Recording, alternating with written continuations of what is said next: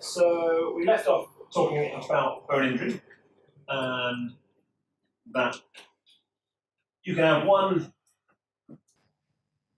impact load at a high one impact at a high load will be sufficient to cross the injury threshold.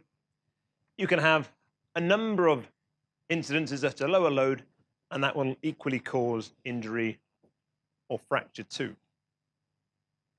So what happens when you do get to a stage of bone fracture? There's a sequence of 4 events, and this schematic shows that the outer bone, so it's effectively a pipe that's cut in 2. This area here consists of both cancellous and cortical bone, or trabecular and cortical bone. And then we see the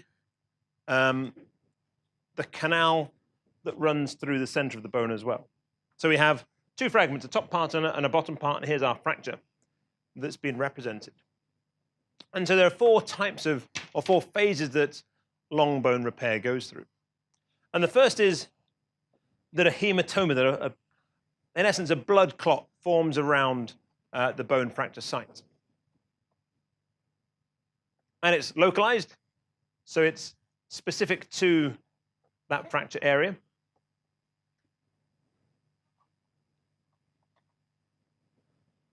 And that hematoma evolves into a callus, so it becomes a bit harder. You can see some of the callus.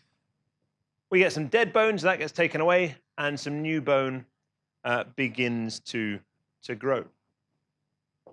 Stage 3 is the callus hardens into cartilage. And then stage 4 is that the full remodeling is complete. And this can take up to about 1 year, as we said previously. And so linking back to our earlier picture of stress shielding in our ulnar, stress shielding is a consequence of trying to hold these 2 pieces into place. We need the relative motion of the upper and lower section to be not quite 0, but not far off it. A bit of micromotion between these 2 surfaces is advantageous. It encourages healing. Too much, and you're going to break down the repair as it's trying to reform. And so a key thing about surgery is how do you get the top and the bottom portions to move just enough? Ordinarily, for a routine fracture, this would be wrapped in plaster. It would be immobilized to stop the top and the bottom moving relative to one another. And that would typically be sufficiently stable to allow the natural healing process to take place. If there is a higher energy impact, or the fracture lines are far more awkward than a nice clean fracture such as that, then that's where we have to start introducing our bone plate. So that is where we have our long metal plate that's screwed in, a couple of screws at the top and a couple of screws at the bottom of that fracture, and it holds the 2 fracture areas together. More severe still, and it might be that some wires need to be looped into the bones to give them the stability that they need. And we'll look at that tomorrow, looking at orthopedics and how orthopedics and engineering is becoming far closer related to one another.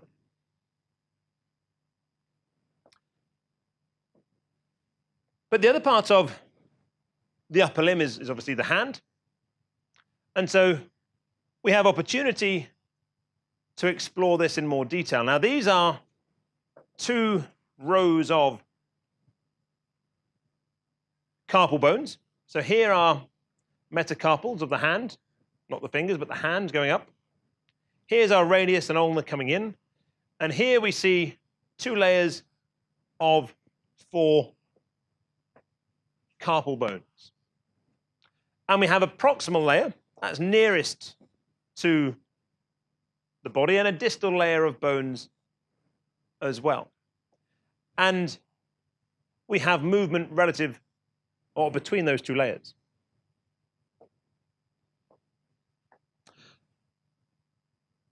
We have an interface between the radius and the carpals as well, and the ulnar and the carpals too. And it's those articulations that allow us to have two predominant ranges of motions in the wrist. We have the flexion extension, as in the top picture, and we have abduction and adduction, or radial and ulnar deviation. So almost in a kind of a waving motion. And it's, again, these very small articular cartilage surfaces and these very small synovial joints that allow this to happen. We're talking about synovial joints here and between each of these interfaces. And so whereas we commonly consider the hip and the knee to be our sole focus as bioengineers, we've talked or touched on already the shoulder. And here we have the wrist as well. The wrist is analogous to the ankle joint, with it being an area that's so far been relatively unexplored. And again, it's a matter of trying to project into the future from a research perspective. Is there anything to indicate that the wrist is going to start to become hindered as a consequence of a disease or an activity that people are more frequently doing now than ever before? Is our use of mobile phones over the last 10 years in some way going to accelerate some wear within the hand?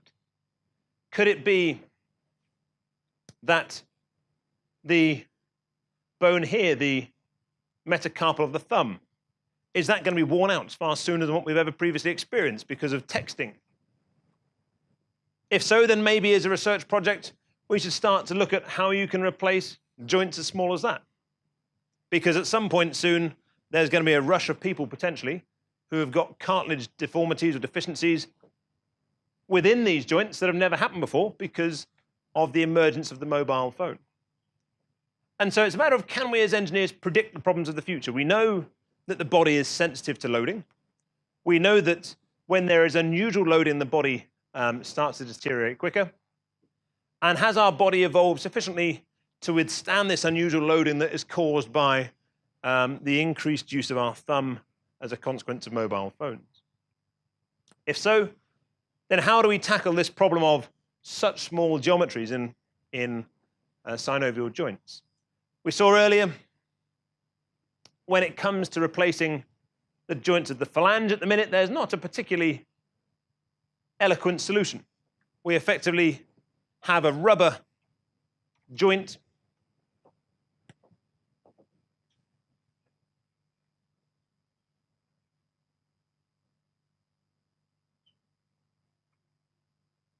that is inserted into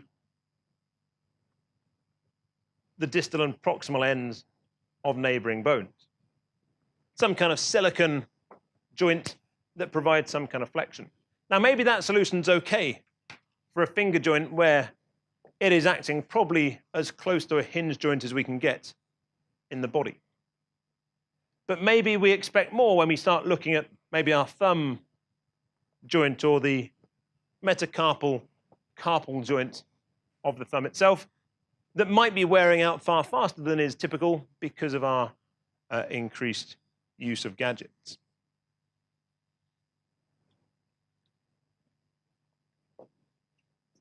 So we have four key joints currently that we consider in the wrist. The distal, so distant radioulnar joint is here. Radiocarpal joint, and then the midcarpal and intercarpal joints describe the joints between carpals on the same level and then between carpals on a different level. And a particular bone of interest to engineers is the scaphoid joint. That's the one that's most commonly fractured of all of those in the wrist.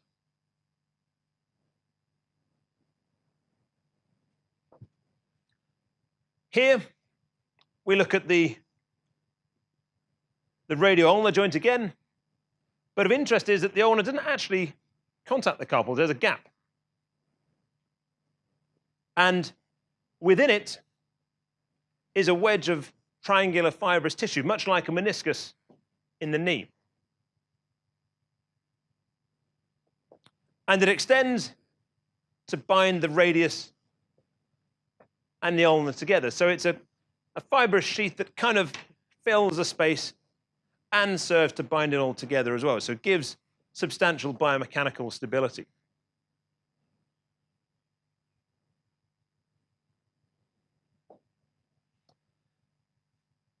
The radiocarpal joint,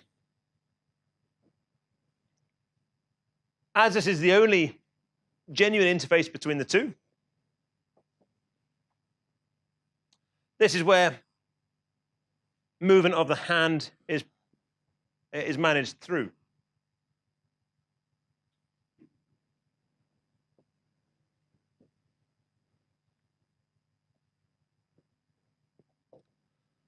Our midcarpal joints are the joints between the distal and proximal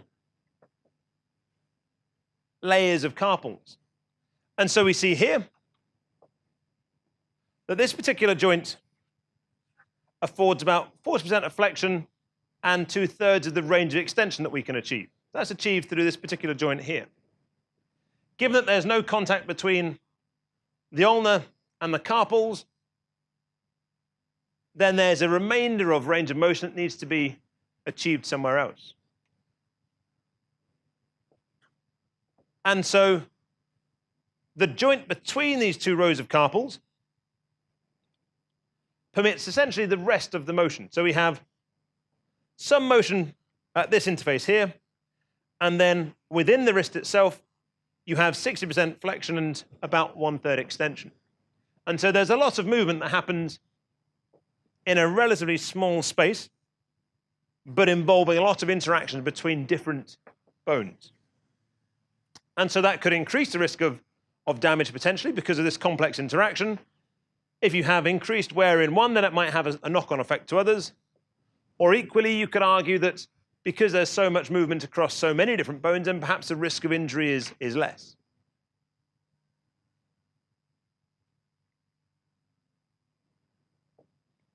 Our intercarpal joints are joints within each of these rows. And so there are two rows.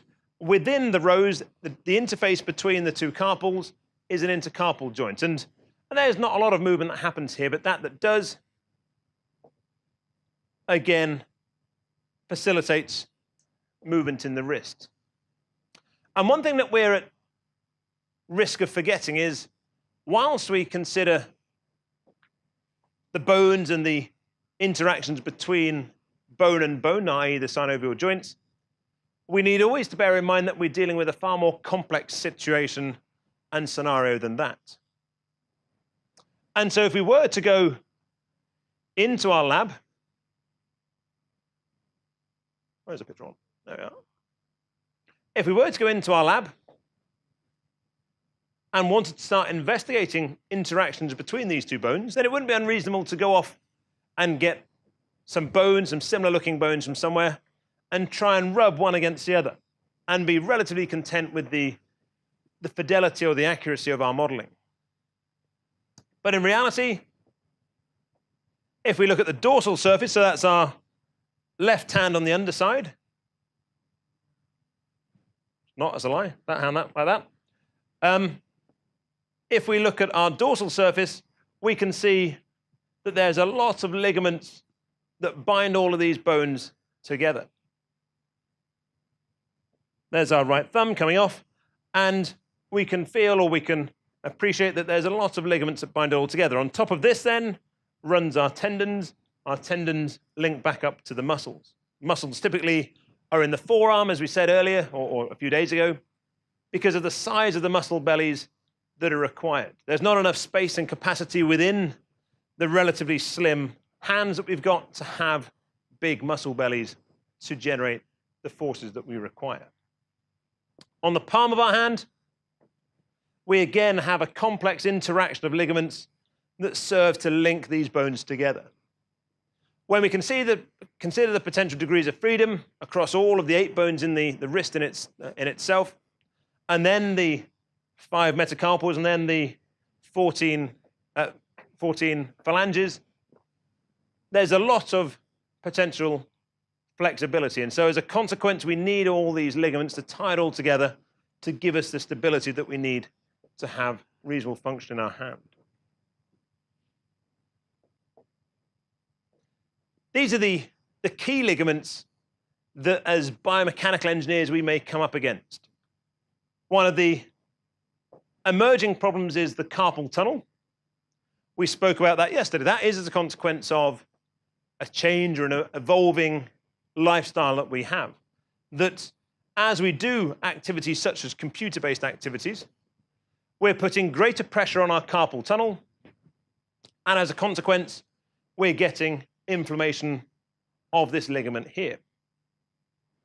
And you already see solutions that are available where you can have a spongy wrist support to try and avoid either propping your hand up on the desk or doing other things that may serve to inflame that ligament. It involves an inflammation of the nerve, and it might lead, in extreme cases, to the ligament being cut. And so clearly there's a need to avoid that from happening.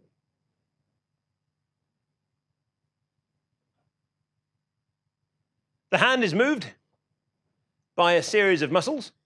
So we have flexor muscles that reduce the angle of the wrist, and we have extensor muscles that increase the angle at the wrist. We have a series of 4 additional muscles that control the pronation, supination of the forearm.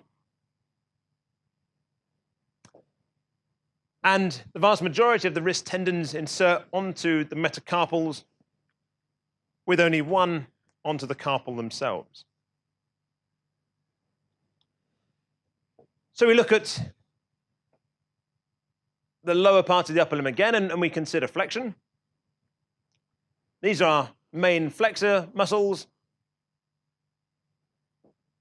Flexor carpi ulnaris is the most powerful of all those in the wrist that produces energy for flexion.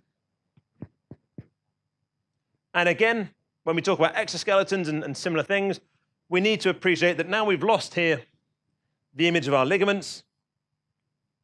The muscle bellies and the tendons lie over the top of the ligaments. So these are very complicated things that we're trying to deal with and trying to understand. We can see how the muscle belly is sited up in the forearm, and that there are a number of different pulleys that the extensor tendons and the flexor tendons run over. So the flexor tendons benefit from the retinaculum that tie them to the surface of the hand. The extensor tendons are the ones that run over the top of the hands and the ones that you can see at the top of your fingers.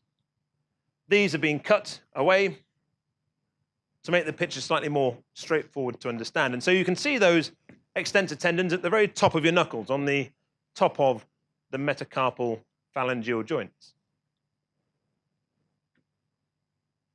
Who's to say that we're not going to start seeing evolutions of these tendons? Greater fibrosis of these tendons is a consequence of our change in activities and the way that we use our hands.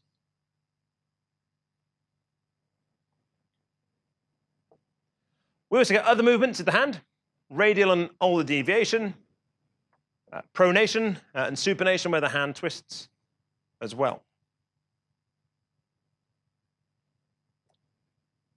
So if we look at the 8 bones of the carpals, their role is to transmit compressive load from the forearm to the hand, and vice versa. So they have a movement role. So they, between those 2 layers, enable substantial movement of the wrist and the hand. But they also serve as a mechanical linkage to transmit the compressive load from the hand up to the forearm.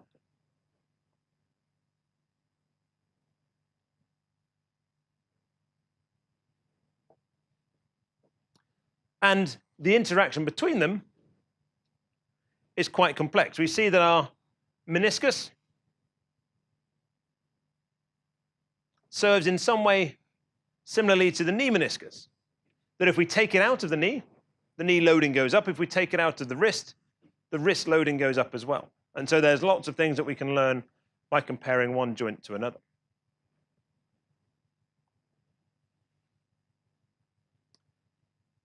This is a problem. That's our scaphoid fracture. And the success rate of that healing is quite poor due to the poor blood supply. But it's quite commonly fractured. It's fractured across a range of different age groups because it happens when you fall over. And so there's not one age group that's particularly predisposed to falling over more than the others, certainly in the Western world. Falling off bikes can be done by adults as well as kids, and so you get a fractured wrist. The elderly can fall over,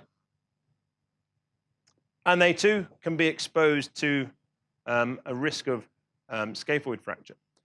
But this becomes even more apparent in the elderly because your general health and your general response to healing is limited with age, meaning that this problem becomes an even greater issue in terms of trying to repair a fractured wrist in the elderly.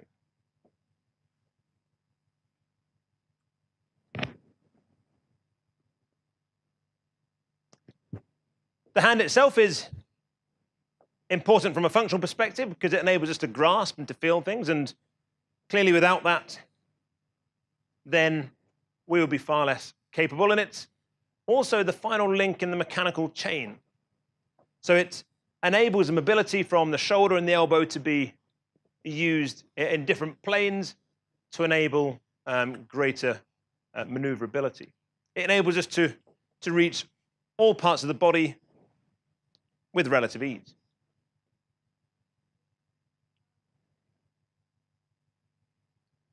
We can consider the digit ray, which is not to be confused with the digit itself. The finger starts there.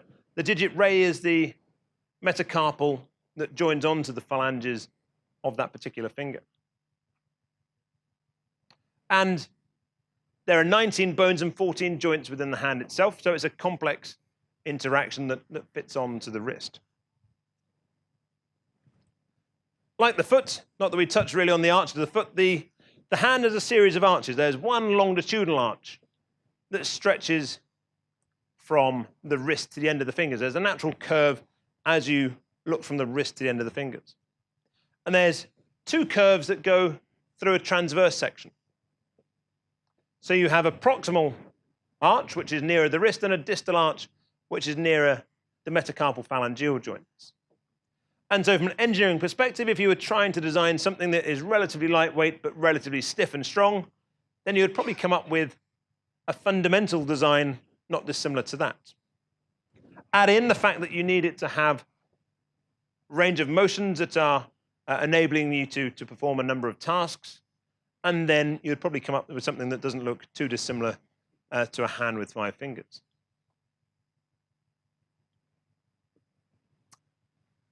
A couple of final slides looking at the joints themselves, and it's perhaps this area that could be important as we look to the future and the consequence of mobile technologies. Our carpometacarpal joints, so the ones that link the hand and the wrist, are they going to be influenced as a consequence of our change in abduction and rotation habits? The metacarpal phalangeals, the ones that are effectively the knuckles, difficult to imagine what life is going to do in the near future to change the typical range of flexion and extension that we demand from these. And we've got a series of collateral ligaments that provide structural support to them as well. And likewise, our interphalangeal joints. These implants have been made, have been tested, and there seems little reason to try and improve on them because they are effective at doing a job and meeting a relatively low demand.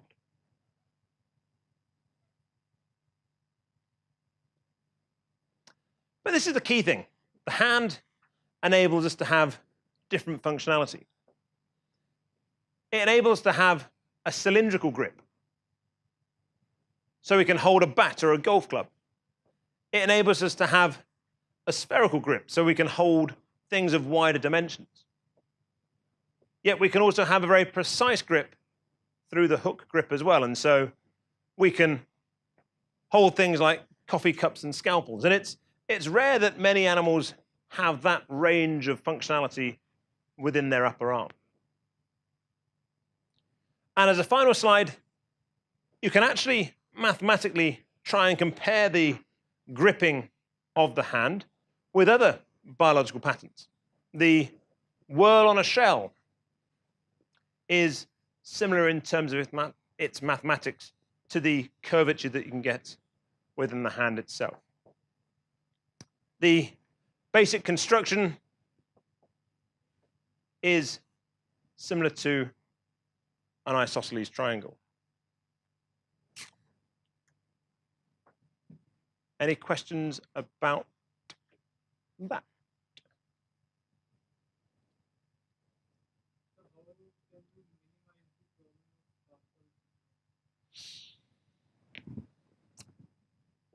That's a good question. I mean, I would argue that that's, wherever it's gone, lost it now. Yeah, I would argue that that's almost a problem for the last generation. Because the use of computers is now established, and there are people out there that are looking at solutions. And I'm sure if you were to Google carpal tunnel syndrome solution, there would be a number of remedies, be it medicinal, be it interventional, that are out there already. And so you can have props to have your wrist in more optimal positions. The issue is that you're finding yourself in a very funny place versus what we've evolved to do. And as a consequence, there's more rubbing of tendons. Despite the fact they're very specialized, there's more rubbing of tendons as they're pressurized by the ligament on the top.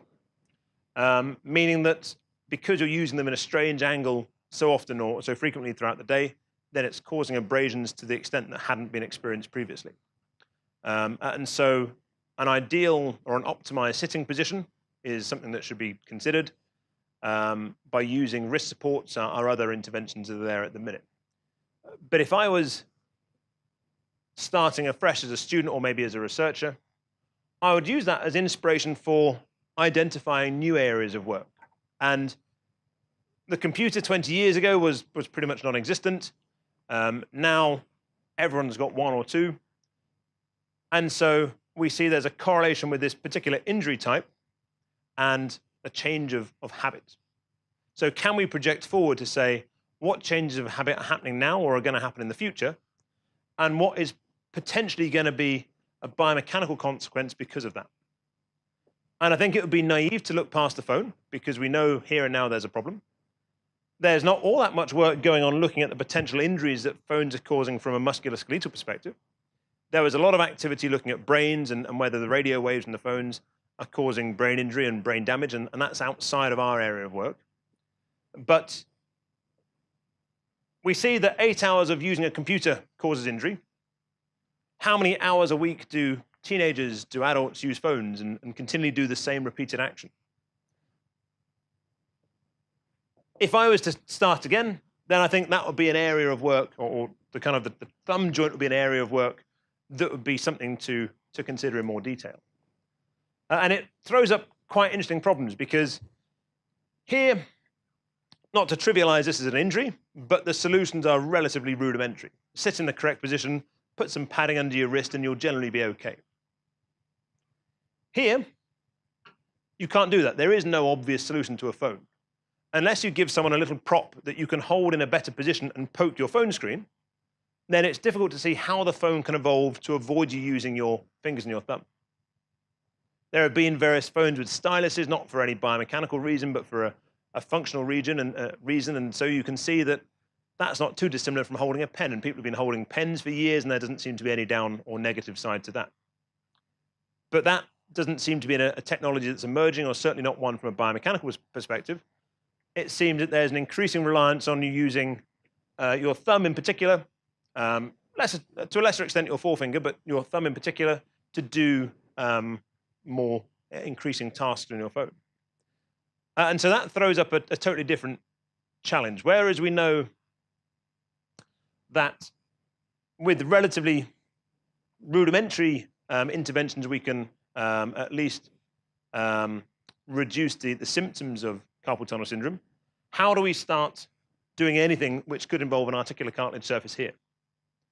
If we look at teenagers in the UK, by kind of 10, 12, they have phones, and they're using them pretty much whenever there is an opportunity to use a phone. And so we're looking at an increased range of or frequency of motion over hours per day, over days per week, over months per year, and that very quickly accumulates to a lifespan of wear on your thumb within perhaps a couple of years. And there's no sign of the use of a mobile phone really dropping off in adulthood. Perhaps it does a bit, but you can see that we're having such accelerated use of a very specific part of our body due to a technology that's driving that, that is unprecedented up until this point. And so I think it holds true that if you're getting some kind of carpal tunnel issue as a consequence of keyboard use, then why wouldn't you get some kind of issue with phone use? The question is quite what will it look like, that issue? And then who's in the right place at the right time to solve it? If it is an increase in arthritis within the thumb joint, then there's nobody out there at the minute that I'm aware of that has any technology that can produce an effective synovial joint replacement at that size. These kind of solutions are effective for the hinge joints of our fingers, but you need more functionality potentially of thumb. Or maybe you don't. Maybe that's the solution that people will go with.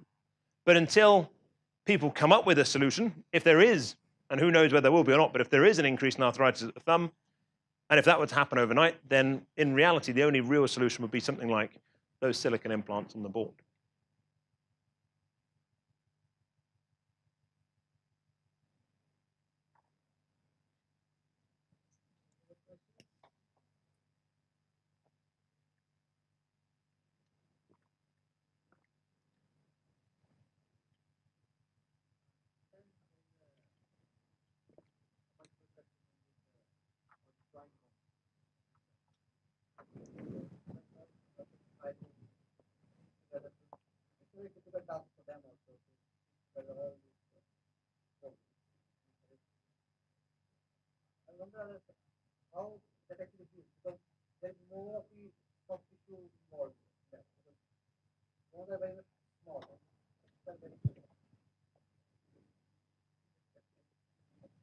Yeah, one of the issues is having a fracture over the articular cartilage surface, and that's what you don't want to happen.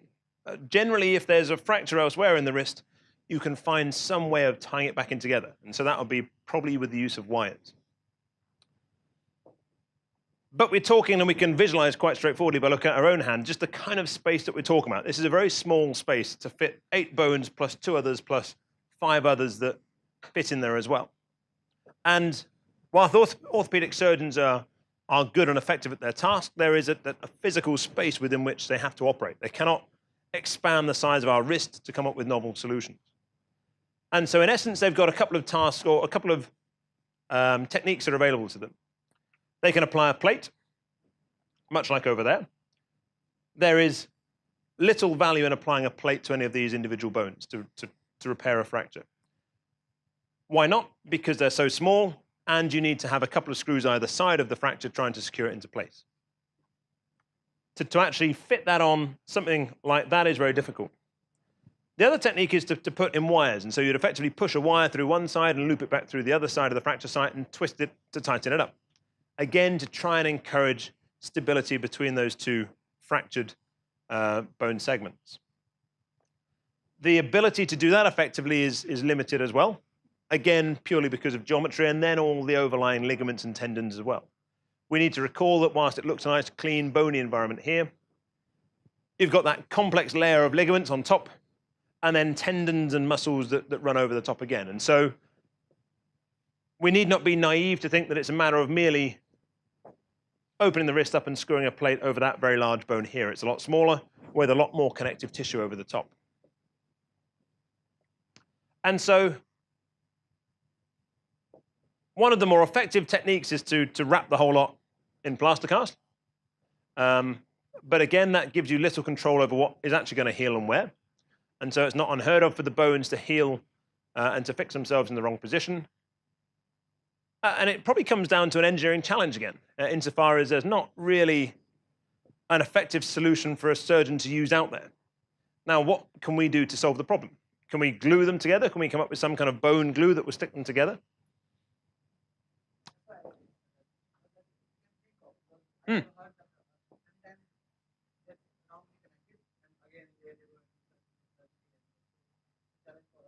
No, you're dead right. You're dead right. And so it's to fix a radius, not a great issue, so long as you don't fracture across the articular cartilage site, and equally the ulnar. But get into here, and the geometries, the sizes are so small that there's not really a solution that's available to the surgeon, which means that there's not really a solution that's been proposed by an engineer that is one that is as effective as we would like it to be. There are some that are more effective than others, but not really as effective as what we would like it to be.